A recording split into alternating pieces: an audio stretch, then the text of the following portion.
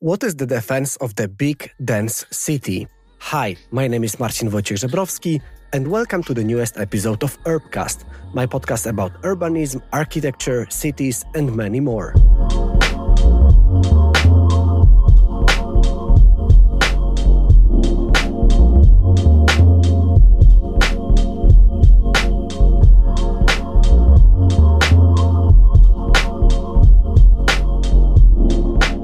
Today, I will be talking to Kjær Hansen, who is the director at the Crown Princess Mary Center at the University of Copenhagen, which is solving problems through research and partnerships. He is also an author of the book At Forsvar for Storbyen, which is translated into the defense of a big city, and also previously managing director for climate solutions and networks at the C40 Cities network. The main scope of our conversation will be the book that was written by Simon some time ago.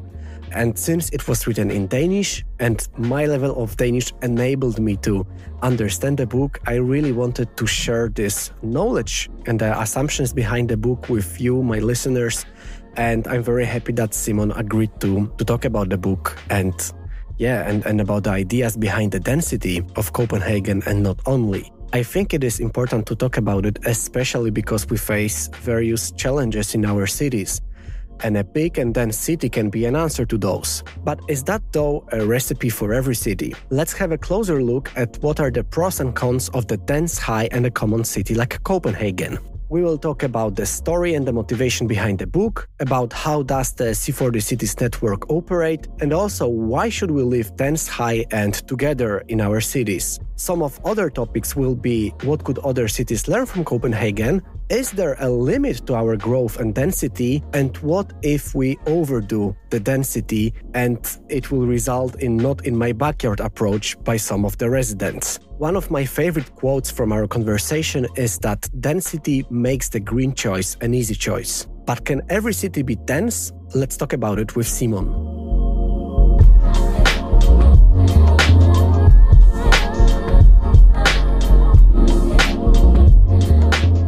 Simon, welcome to the podcast. Thank you. Well, thank you. I'm very pleased to be part of this podcast. I'm very happy about the journey I had with getting to know your work and also getting to know your book and also me trying to learn Danish and being able to read and understand the whole idea behind the book, even though it was written in Danish. But the thing is that I was recommending that book and some people wrote to me asking what is the idea behind the book because it's published only in Danish. So yes. I thought that we can discuss the ideas behind the book in English so it can be accessed by broader listenership and people who are willing to get to know more about Copenhagen. Yeah, that's great. I'm really happy we can do this. Yes, likewise. Let me just start with asking about the book directly. So what was your main inspiration behind writing a book? Because I think that this is not like a very usual and common thing to do to write a book. It's a long process from what I know. Well, I think there were two things. So first of all, I've lived in cities for most of my life. When I was 13, we moved from a smaller city in Denmark to Copenhagen. And then during my studies, I had the chance to live in Paris.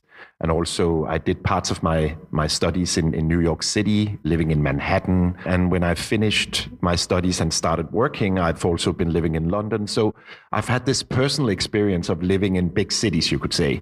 But also in my professional life, though I did not expect it at the time when I studied political science. And I was actually very interested in abstract political theories and philosophy and things like that. But for various reasons, in most of my professional life, I've actually been working with cities. So I've been working closely with Ritt Bjerregaard when she was mayor of Copenhagen, and following that with Frank Jensen when he was mayor of Copenhagen. I've been working as a more classic, you could say, a city official, being responsible for many of the green strategies and sustainability strategies that Copenhagen is putting forward. And then for the past 6.5 years, I worked in C40 Cities, so this big global organization connecting some of the largest cities in the world so they can learn from each other how to tackle the climate crisis, how to promote climate action. And the reason I started thinking about writing a book was because due to that experience, I've been very impressed with the work cities have been doing, the way they've evolved, you could say, from the 90s or the beginning of the 1990s when I came to Copenhagen and then up until now. I think there has been a tremendous development in cities. They've become much better places to live. They've become places that have often very ambitious strategies to bring down their greenhouse gas emissions, to be more resilient against climate risks, and also to offer opportunities for a green and healthy lifestyle for their citizens. You know, that it's easy to walk or bike or use mass transit options, that there are great public spaces where you can gather with friends and your family or bring your kids to the local playground and so on. So my impression of cities and the type of life you can live in cities was a very positive one, and one where I felt the development we'd seen had been a very positive one. But if I went into a bookstore to find a book about cities, it would often be a very different story that those books would tell. It would be a story of how problematic the architecture that you could find in cities, the new buildings that are coming up, the new urban districts that are coming up, how problematic that is. Or it would be books about, you know, how cities are now completely controlled by sort of capital interest, and the big pension funds are the ones that are really running cities, and there's no room for democracy or for real people. Or it would be books that talked about how it would be much better if we left the city and developed local eco-communities, or like Thoreau 170 years ago went into the woods and lived a very solitary life, self-sustained life in a small cabin somewhere. And that just didn't rhyme. It didn't resonate with my impression of cities, both from my personal and professional life. And that, to end a very long answer to your question, is the reason I felt maybe it would be interesting to try and write a book about cities where I compare the way you live in cities with the way you live in, say, the suburbs, or the way you would live in an eco-community, and try and bring out some of the observations I've had of what are the things that actually make cities something to cherish in those green crises, the climate crisis, the biodiversity crisis that we're currently living in. What inspires me the most is that you made this decision to gather all of your different experience and put it into the form of a book. And one can say that writing a book nowadays, it's not such a hard task, because we have all the accessories we need, all the tools, we have all the laptops and so on. But still, I think it is like a very long process of gathering the information. And if it comes to this inspiration part, I'm very curious about your stay in C40 Cities network. Yeah. Could you just briefly say what was like the one thing that you learned the most from this experience? So C40 Cities is, as I mentioned, this global network of some of the largest cities in the world. So cities like New York, Rio, Beijing, Johannesburg, working collaboratively to tackle the climate crisis and to share best practice examples of really efficient climate action that can bring down emissions and build resilience against climate risks. And C40 also has a few member cities that are not truly mega cities, like Copenhagen, which is in terms of size, not a big city compared with a city like New York or Rio. Yes, exactly. But which is a city that has consistently been promoting ambitious green policies over the past 20 to 30 years. So those cities are called innovator cities within the C40 group, and they are also part of C40. And when I first came to C40 and also working in C40, I was part of the global management team there, and I was traveling a lot. You know, my team, the team that I was managing, was in many, many different locations around the world. And of course, we had our member cities in many different locations around the world. So I did a lot of traveling as part of that job. And what really struck me when I came to C40 is the way that cities are now very, very closely tied together in networks like C40 Cities, how they are collaborating in many, many different ways across national boundaries and borders, how they are, in a way, competing with each other. So if Paris is taking a new brilliant initiative, like, for example, the one that Anne Hidalgo, the mayor of Paris, has taken to close down a very, very busy road close to the Seine River, or next to the Seine River, and turn it into La Paris Plage, you know, this wonderful beach in the middle of Paris, or recreational space in the middle of Paris. You know, doing great, bold things like that. Other cities take note and say, if they do that in Paris, maybe we should do something similar, or something that even surpasses that. So I think you have in this group of C40 cities, they work together very closely. They take note of what happens in other cities. They have this very productive competition where they try to really do something that's even better than what they've seen in other cities. And I think this whole, you could say, trend that cities are not just concerned with what's going on within their city boundaries, but they're actually working together in a global network, and they're being part of this global, you could almost say, conversation on how do we tackle the climate crisis. That made a huge impression on me. And I think the reason it's something to note is because if you think of a mayor, their electorate is usually confined within quite limited local boundaries. So the mayor of Copenhagen, it's close to 600,000 Copenhageners who will vote. And they are, of course, the one that as a politician you need to care about. They are your voters. They are your constituents. So it's not obvious that you should also consider your role to have a global impact, that you should also consider the city administration to have, you could say, a global responsibility. But nevertheless, that's actually what we see in the big cities around the world. They're not just concerned with their local constituents, they're actually playing a global role and increasingly being recognized for playing a global role. I think that's really fascinating.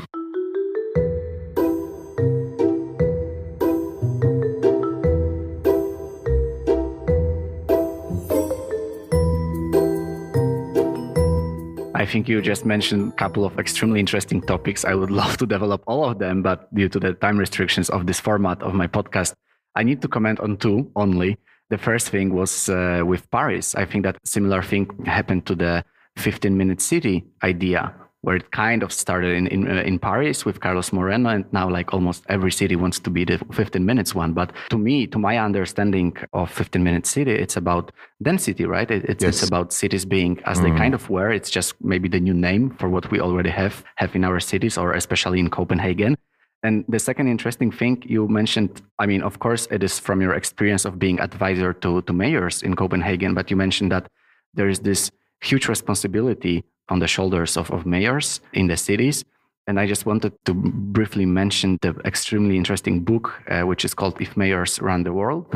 And it really shows that the mayors are kind of almost like CEOs of cities, right? They need to manage, they need to organize them.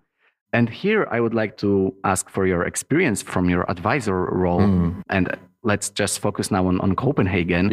And also, how did you feel coming back to Copenhagen? Because after living in New York or London, it feels like a very small city. So I think, first of all, what's interesting working in a city like Copenhagen and for a mayor, like I've worked for 2 mayors in Copenhagen, what I find really interesting about that is the fact that city politics tend to be a bit more practical and a bit less ideological than national politics. So, and that's one of the things I love about city politics. It's really about what makes the everyday life of those who live in the city better. And that has definitely been the case in Copenhagen and in practically all of the cities that are part of the C40 network. What makes that way of living greener, less impactful in terms of the planet we live on. Also because the voters you find in a city tend to often care about those things. And therefore, if you're a mayor and you want to be successful, you need to care about those things as well. And there was an interesting anecdote I could tell about that. We had a big mayor's summit in Mexico City in 2016. And Mayor Jensen of Copenhagen, he went to Mexico City and he was asked a question by one of the other mayors on a panel. How could Copenhagen have this ambitious climate action plan to reach net zero emissions by 2025? You know, how was it possible to bring the voters along to such a radical transition?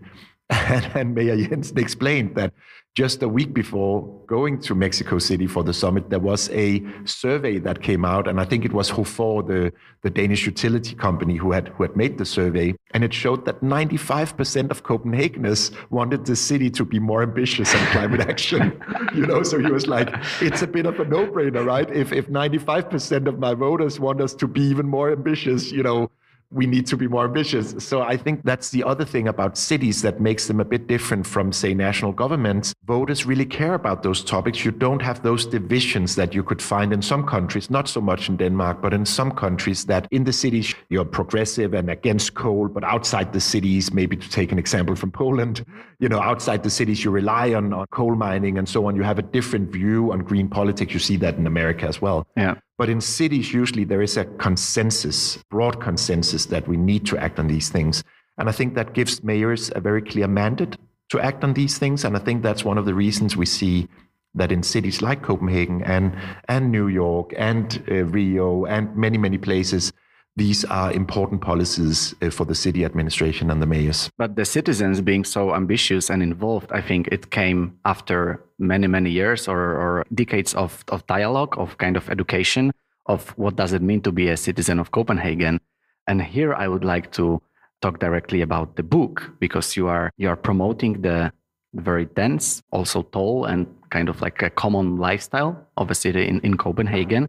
But like, how can we educate ourselves to be such a citizen who loves to live in that way? Because like my kind of thought or maybe challenge was that what if someone is not ready to live in such a way? Because there are some other challenges. Maybe at some point it gets too dense. And what about the access to the recreational areas and so on? Maybe they are like overoccupied. Just to give a brief example from Copenhagen, I'm living in Islandsbrygge, and there is this long park along the waterfront. But in the summer, it turns into like a promenade, and like you can't even find a place for your blanket because it's so dense. Yes. So, what is your take on living dense, but like also thinking about the pros and cons of that solution? Yeah. So, well, first of all, my observation, not just in Copenhagen, but in practically all the cities that I worked with in the C40 network, my observation is that the density of cities, and especially the big cities, is one of the things that gives them a real advantage in their aims to become greener and more sustainable. And it has to do with the fact that with that density, often you have an opportunity to invest in mass transit. There are lots of uses of that mass transit. So the economic business case of investing in mass transit is just way better when you have that density than in areas that are less populated and less dense. What we see in Copenhagen with this incredible bicycle culture is, of course, on the one hand, a result of investments in bicycle lanes and bicycle infrastructure, but it's also a result of the density of the city, that it's the quickest and easiest way to move around in the city. And the city of Copenhagen has lots of surveys asking Copenhageners, why do you use your bicycle? And what they say is almost always, or the majority of them say is, well, because it's the quickest and the easiest. Exactly. So it's not that they, coming back to your question, how do you educate people to live in a dense, and green lifestyle? It's actually not that they're particularly educated. It's just the simplest way to move around in the city. And I think that's what you get with density, that it makes the green choice the easy choice for many people. And I think that's incredibly important now that we have this urgency of bringing down emissions. So rather than relying on lots of people kind of being very ideological about climate change, taking climate action, finding solutions on their own, you can design, you could say, a way of living and working that's dense and where people live in small flats, in buildings that are tall, maybe 5-6 stories like in Copenhagen, and therefore consume less energy and so on. You can design the way we organize workplaces, our living spaces in that way, and it makes the green choice the easy choice. So I think that's the reason I feel that cities have a lot to offer in the climate crisis, because they make that choice easier for people. But the other thing I would say is that, of course, there are limits to density. And personally, I like cities like Hong Kong. I like, I've lived in Manhattan. It's like extremely dense. But I definitely recognize that this is not a way for everyone to live. And also, I think one of the things that Copenhagen has done really, really well in the past 20, 30 years has been developing public spaces in between the buildings. This whole movement that an architect like Jan Gehl has really been a very, very strong advocate for. So to look at what happens between buildings, what's the life that's taking place between buildings, and to design your public spaces so they become really, really interesting places to be. And I think the harbor front at Islandsbrygge that you just mentioned is a great example of that. So there are things you need to do to make that dense city lifestyle attractive for the many, you could say, not just for a few, but for the many. Otherwise, you lose the opportunity to bring lots of people into that green lifestyle. But the last thing I'll say about that is, interestingly, it's looking like not just in Copenhagen, but in most big cities, The problem is not so much convincing people that it's a nice thing to live within the dense part of the city, in the core of the cities, in the inner city areas. Increasingly, the problem is that those parts of the cities, the most dense part of the cities, are becoming so popular. So many people would like to live there also when they have children, that the cost of housing is just going up. And there's actually not enough opportunities for housing to those who would like to live there. And that's why you find increasingly that those who have normal jobs, but they don't have very high incomes, and maybe they're a family with 1 or 2 children, they have to leave the dense part of the city, not because they don't want to live there necessarily, but because they can't find an affordable place if they need a bit more space. So I think we are not in a situation where we need to convince people to live in the dense parts of the city. We're in the opposite situation where we cannot provide enough housing for those who would like to live there if they had the chance.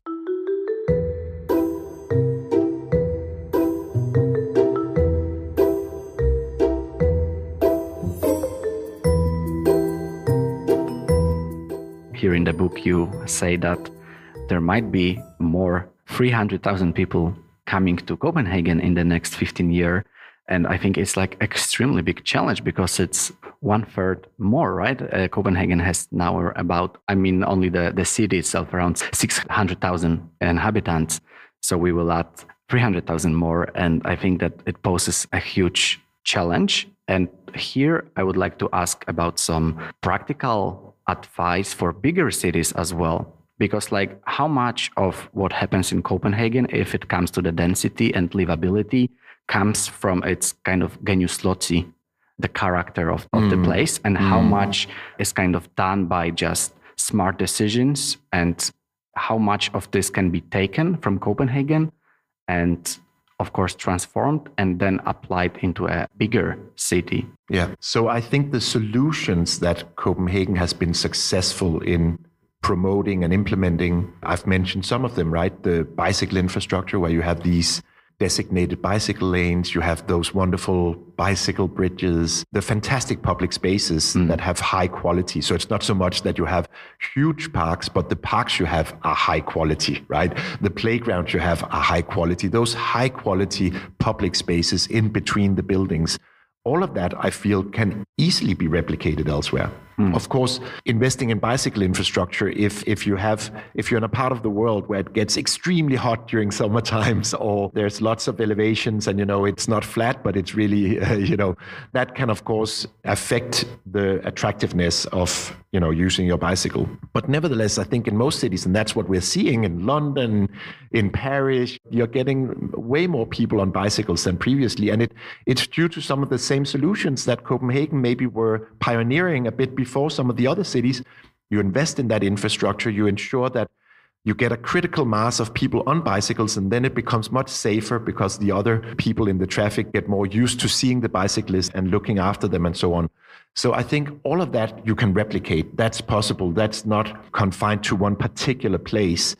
The solutions, can be replicated. But what you cannot replicate, of course, are some of the other things. What really brings a special atmosphere to a city, what really makes a city a special place, is often the people and the way the people interact with each other, and things that relate to many other things than just the physical infrastructure. Are you in a sort of Scandinavian welfare state type of society? You generally have, income redistribution through taxes.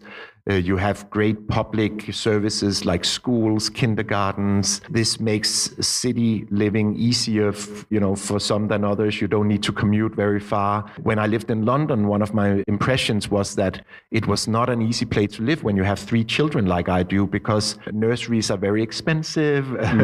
The distances in a city like London, even if you're on a bicycle, and we had a Christiania bicycle when we were there, so we could actually move around with our kids, in this cargo type bicycle. Were you the only family with a cargo bike? Not the only one, but we did get quite a few remarks in the traffic in the morning. But still, it would take me, I think, an hour to bring the kids to school and kindergarten and then get to work. That wouldn't impress many Londoners. Having a commute of an hour is quite normal, but it does make the everyday life of a busy family with children a bit more complicated. Yes. And what I want to get to is that there are so many other dimensions that will create that sort of very specific atmosphere of a city that relates to the people and relates to lots of other political choices than simply the kind of physical infrastructure and the urban planning, the urban development. And I think those things can be more complicated to replicate. Mm-hmm. But the solutions that relate to your public spaces, to the way you plan your housing, the way you plan your transport, they can be replicated. And what we see in C40 is indeed that they travel from city to city. You gave a great example before. This 15-minute city strategy that Paris is really pioneering is now something that lots of cities are putting forward. The idea that you need complete neighborhoods where you have a good mix of all the different amenities you need when living in a city. They're short distance, so you don't need to travel too far. You don't need, like I did in London, to use an hour and so on. So I think those types of solutions can be replicated. Mm-hmm. That gives hope to other cities. I'm happy to hear that. Since we are talking about the book, which title is Et forsvar for storbyen, how would you conclude the main message of the book? How do you understand the title? Could you also translate it into English for the listeners who would like to get to know something more from this book? Yes. And also, I guess that my listeners are all from the city councils. They are also architects, urban planners. So how could they use the knowledge you gathered in the book? So the book in English translation would be called something like In Defense of the City. And the reason it has that title comes back to one of the things I mentioned in the beginning, that in the climate crisis and biodiversity crisis that we're currently in, I think there are many people who have an ideal which is about living closer to nature. And you could even say starting all over. So developing an eco-community outside cities, or as an individual family to try and live in a very self-sustained way where you grow your own vegetables, where you construct your own house, maybe a tiny house using natural material, where you try and really reduce your carbon footprint. And of course, those attempts are very important because that's the way you can point to a different lifestyle as possible. There are pioneers that are trying to make things differently and to do it in a more sustainable way. But the reason I'm calling my book In Defense of the City is because I don't think that strategy, moving outside the city, starting all over in eco-communities, living in a more self-sustained way, I don't think that's an effective strategy. I don't think it's the right strategy in the climate crisis. And the reason I don't think it's the right strategy in the climate crisis is because we don't have much time. In Denmark, we need to bring down our greenhouse gas emissions by 70%, 70% in just 10 years. So if we were to rely on lots of local initiatives, eco-communities, kind of sprouting different places in Denmark, we wouldn't get there in time. And we would be relying on, you could say, an individual initiative or an initiative from a few pioneers, but that would never bring the mass of Danes, people living in Denmark. It would never bring them, the great majority of people living in Denmark, it would never bring them into the green transition because they are doing their everyday jobs. They don't really find that type of lifestyle attractive and so on. And this is where I find that the city brings a fantastic advantage because just in the Copenhagen municipality, so not looking at the Copenhagen sort of wider metropolitan region, but just in the very central part of Copenhagen, the municipality itself, 600,000 people are living there.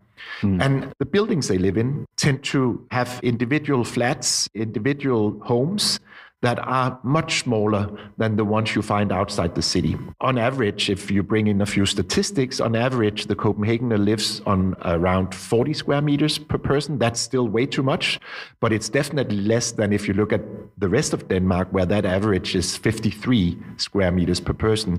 And of course, living in a smaller flat means you consume less energy to heat your flat in the wintertime. It also means because the flats are stacked on top of each other in these 5 to 6 story high buildings that are very common in Copenhagen, it also means that some of that excess heat will be to the benefit of your upstairs neighbor. So they are quite energy efficient. Also because you have the density of Copenhagen. I talked about this before. You can invest in mass transit. There's a good business case for doing that. That's the reason why you find the metro in Denmark, buses and so on. And the metro is interesting. In the year of COVID-19, 2020, there were 63 million people using the metro out of memory. So still lots of people using the metro, even in 2020.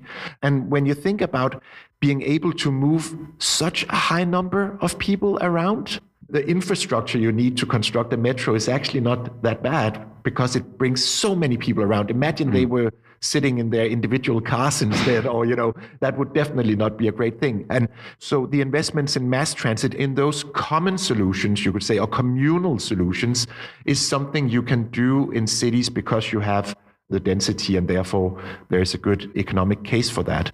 And again, that's difficult to do if you spread things out too much. We've talked about the bicycles, of course. The short distances are essential if you want big numbers of people to get on your bicycle.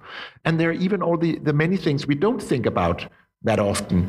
The playgrounds, where if I want to bring my children to a swing or whatever in the weekend when they're not at school, I go to a communal playground where they're playing with hundreds of other children. Instead of, if we lived in the suburbs and had a small garden, I would probably just bring them to our own little swing out in the garden. But in that communal playground in the city, hundreds of children share the same 3 swings. And I think this opportunity you have in the city, that many, many people share the same resources again and again, is a very good recipe for how we can reduce our reliance on resources in the ecological crisis we're in, where we have just one planet and lots of people. We need to share resources. And in the city, you have an opportunity to share more. So I think the key point when I talk about defending the city is, as a strategy to bring the big majority into a greener lifestyle, I just think cities is a more efficient way of doing it than if we were all to kind of gather in small communities in the countryside and try and develop those solutions ourselves. And energy, if I can bring just one last example, energy, I think, is a good example of that. In many countries where they don't have lots of people connected to a district heating system, so you could say a centralized heating source that you bring the heat to the many homes through sort of underground pipes. In many countries where they don't have access to that system, like we do in Copenhagen, it's 98% of all homes that are connected to the district heating system. In other countries, they don't have that centralized communal heating system. And they have a huge problem, which is, how do we get the many individual homes with their individual solutions? How do we get them to, each and every one of them, transition away from gas into something that's greener? That's a massive coordination effort. That's a massive policy effort. It's really complicated to construct those policies. But in a city where you have one communal solution, in this case, in Copenhagen, district heating, the moment you're able to bring more green forms of energy into that system, you can make that transition where you get the large majority of Copenhageners on board almost at once. So when, for example, you're now able to use excess heating in supermarkets, from where you cool down the types of food that needs to be kept cool, that produces excess heating, and that excess heating you can now enter into the district heating system. The moment you can do that, you have 98% of all Copenhageners who are ready to consume that green energy. So the key point I want to get to is that you can find many examples of small eco-communities in different places in the countryside, and they're doing a great job. But as a strategy to bring the big majority into the green transition, nothing beats the efficiency of the big, dense city where people live in small dwellings,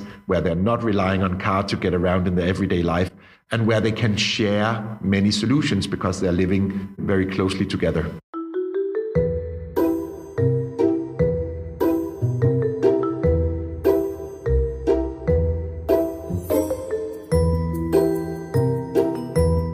I would like to ask one final question, actually maybe a bit from the contrapoint, because you write about it yourself in the book, and I mean here the NIMBY effect, so not in my backyard. And you also mentioned that there is this very ambitious goal for Copenhagen to reduce the greenhouse emissions, and it is like a very big number, very drastic number to be reached. So it also might mean that many people will have to limit their current lifestyle. And what if people are tired of those limitations and of sharing, and they would like to, of course, live in a healthy community, but still like the syndrome of NIMBY comes because they would like to be, but they wouldn't like it to be so close to them. So maybe this playground you mentioned with 100, 200 children, it is too loud for those people, and they would really prefer this private swing in their garden.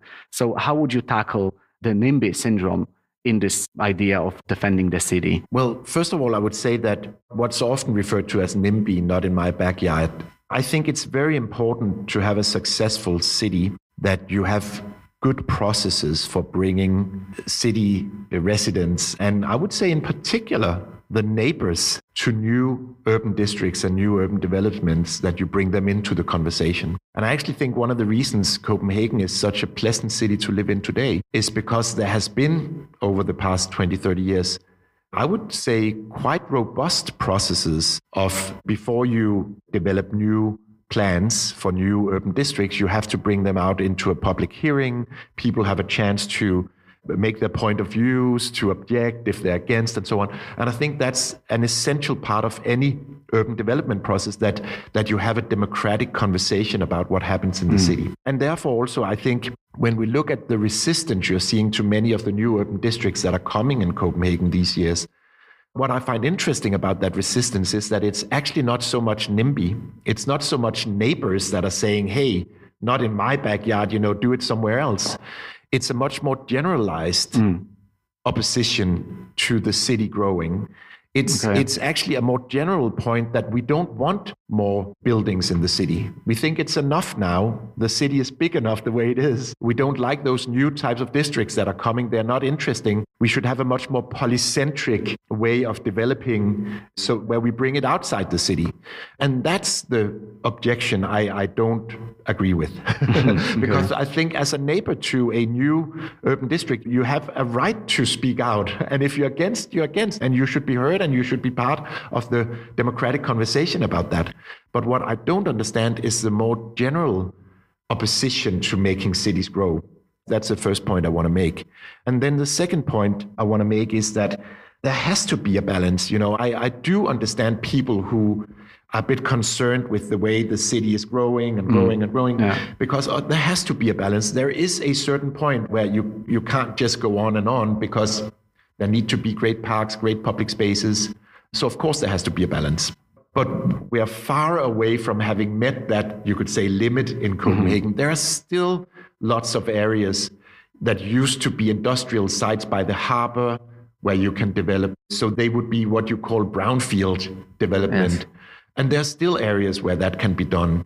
And it would be a shame not to use that opportunity to create more housing opportunities, more opportunities for workspaces, since when you build in those areas, you can connect those new homes, those new workplaces to the infrastructure that we already have in Copenhagen. So you don't need to invest in a lot of new infrastructure to connect them to the metro that's already there, to the roads that are already there, to the bicycle lanes that are already there. And the people who will move into those types of districts are very likely to have a very green lifestyle, where they use their bicycle because it's the easiest, where they live in a, relatively speaking, smaller apartment than if they were living in a single family unit outside the city, and so on. So the really important point is, where you have that opportunity, brownfield development in the core of the city, do it, because that's a way to make sure you can bring much more people into that green lifestyle. And I think it's such a shame seeing that cities are attractive to many people. There are lots of people who would want to live in the city. That's the reason the cost of living is so high. The cost of purchasing a home is so high, is because there's a huge demand. Lots of people actually want to live that way. Seeing that's the case, seeing that this dense sort of communal lifestyle you can have in the city is in many ways a huge benefit in the green transition that we need to make. Why should we hold back? So I think, yes, let's have a very lively debate and discussion about new urban districts and new urban development in the city. We need a democratic conversation about that. But let's not take that more general viewpoint that we shouldn't build in cities, because I think wherever we have the opportunity in sort of to do brownfield development in industrial sites that are no longer used for industry and so on, let's by all means do it. I would love to develop this discussion further and turn it into a couple of more podcast episodes. But for now, I just wanted to ask you for the very last thing, which will be a book recommendation. I can honestly say that I recommend your book. So this one is taken already as a recommendation. So please recommend something else. I would never recommend my own book. I think that would be a bit immodest. But there is a book I want to recommend, and it's actually a classic. And it's Kjær Hansen, the sociologist Kjær Hansen, who has written this book, The Global City. I think lots of your listeners will know of it. But I think it's a fantastic book because what Kjær Hansen is doing in that book, she's developing this concept of the global city. But what she's really doing is explaining why, in a time where it's never been easier to communicate, via email and, Zoom calls and what have you, where it's never been cheaper to transport goods and people across long distances, and therefore where you should intuitively think that you don't need cities anymore because you could live in the countryside and still be connected to the rest of the world via the internet. In that same moment, never has cities been growing more, never has there been more economic activities centered around the city. And I think she explains really well in the book why that is the case, which is apparently a paradox. That, never has it been easier to communicate and travel and trade long distance, and never has these cities grown more and been more important.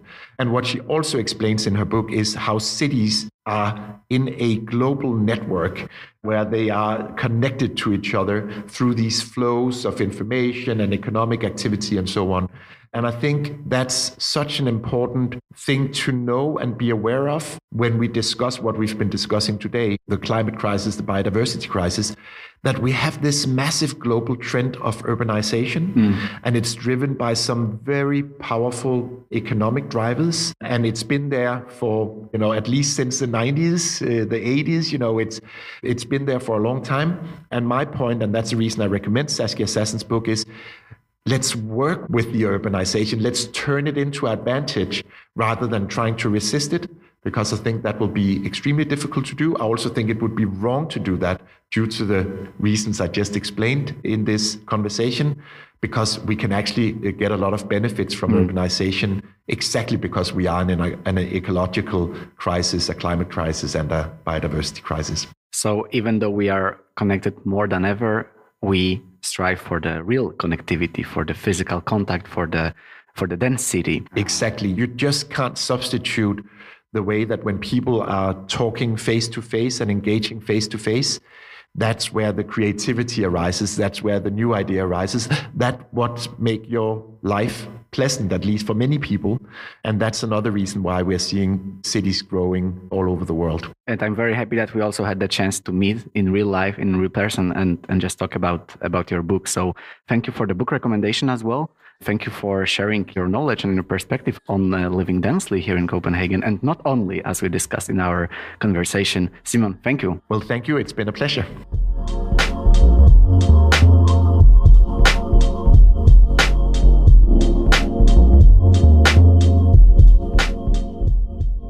Thank you for listening to the newest episode of Urbcast. I hope that you enjoyed listening to this one. And if you find it interesting, please feel free to share it with your friends, family, or whoever might be interested in that topic. If you would like to get to know more about the Urbcast, please visit my website or my social media, Facebook, LinkedIn, or Instagram, or just feel free to write to me at info@urbcast.pl. Thank you and talk to you soon.